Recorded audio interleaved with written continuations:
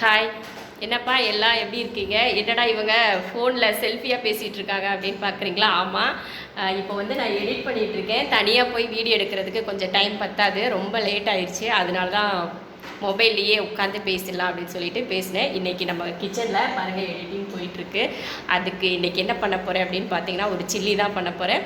Meal மேக்கரில் chilli பண்ண போகிறோம். இது சூப்பரான ஒரு சில்லியாக இருக்கும். இது தயிர் சாதம், இந்த மாதிரி வெரைட்டி ரைஸு, அப்புறம் சாம்பார், ரசம், இதுக்கெல்லாம் வந்து சைட் டிஷ்ஷாக வச்சுக்கிறதுக்கு ரொம்ப சூப்பரான ஒரு ரெசிபி தான் இன்றைக்கி நம்ம கிச்சனில் பண்ண போகிறோம்.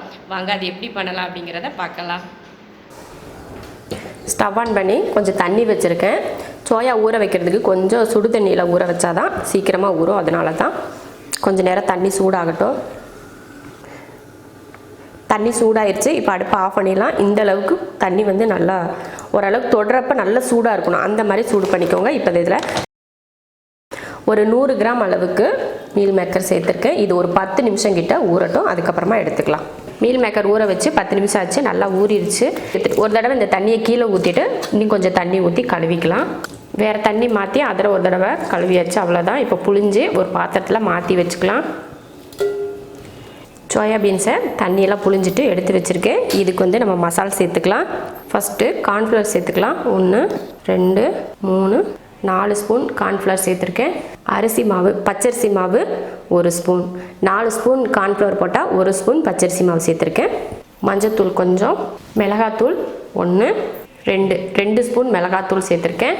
அடுத்து மல்லித்தூள் 1 ஸ்பூன், கரம் மசாலா தூள் 1/2 ஸ்பூன், இஞ்சி பூண்டு பேஸ்ட் 3/4 ஸ்பூன், உப்பு தேவையான அளவுக்கு. அப்புறம் 1/4 லெமனை புழிஞ்சிக்கலாம். ஒரு 1/4 லெமன் போதும். அவ்வளோதான், எல்லாம் போட்டாச்சு. இப்போ இதை கலந்துடலாம். தண்ணியெல்லாம் ஊற்ற வேணாம். மீல் மேக்கர்லேயே தண்ணி இருக்கும். அந்த தண்ணியே இதுக்கு போதும். அதனால் தண்ணியெல்லாம் ஊற்ற வேண்டாம். அவ்வளோதான், கலந்தாச்சு. உடனே கூட நம்ம வந்து இது சில்லி போட்டு எடுக்கலாம். ஆனால் கொஞ்சம் இது பெரிய சோயாவாக இருக்கிறதுனால கொஞ்சம் உப்பெல்லாம் இறங்கணும் இல்லையா? அதனால ஒரு 1/2 மணி நேரத்துக்கு ஊற வச்சுட்டு அதுக்கப்புறமா பொரிச்சு எடுத்துக்கலாம். இப்போ இதை எடுத்து வச்சிடலாம். சில்லிக்கு மீல் மேக்கர் ஊற வச்சு 1/2 மணி நேரம் ஆச்சு. இப்போ இதை பொரிச்சு எடுத்துக்கலாம். எண்ணெய் ஊற்றி எண்ணெய் நல்லா காஞ்சிருச்சு. இப்போ பொரிச்சுக்கலாம்.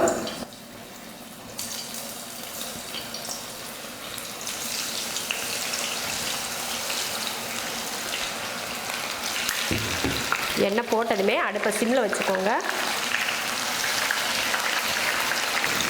எண்ணெயில் போட்டதுமே கொஞ்சம் படப்படன்னு இருக்கும். அது வந்து அந்த மீல் மேக்கரில் தண்ணி இருக்கும் இல்லையா? அந்த தண்ணி இருக்கிறதுனால அப்படி தான் இருக்கும். பார்த்து பொறுமையாக போடுங்க. கொஞ்சம் அந்த இது தண்ணி போனதுமே சவுண்டு வந்து குறைஞ்ச ஆரம்பிச்சிடும். கருவேப்பிலை சேர்த்துக்கலாம்.